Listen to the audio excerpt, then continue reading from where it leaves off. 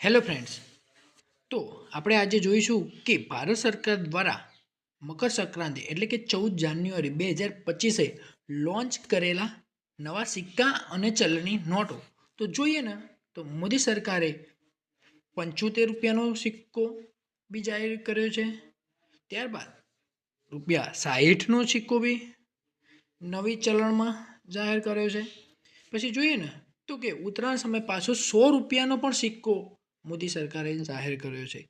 પછી બીજા કોઈન જોઈએ તો ₹500નું પણ નવું નજરાનું નવા કોઈન જોવા મળી શકે છે. ત્યારબાદ ₹2ની ચલણી નોટ પણ જોવા મળી શકે છે. ભારત સરકાર દ્વારા આ કરવામાં આવેલું એક નવું ચલણ નોટો છે. ત્યારબાદ ₹125નું પણ ચલણ લોન્ચ કરવા જઈ રહ્યા છે. ત્યારબાદ ભારત સરકારની આ ઘણા બધા નોટ સિક્કાઓ પણ લોન્ચ કર્યા છે અને ₹200નું પણ એક સિક્કો લોન્ચ કર્યો છે.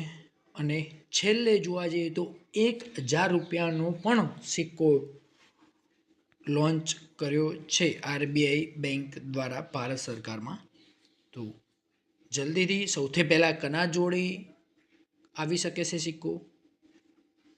જેના જોડે આવે તે નીચે કોમેન્ટ કરી શકે છે.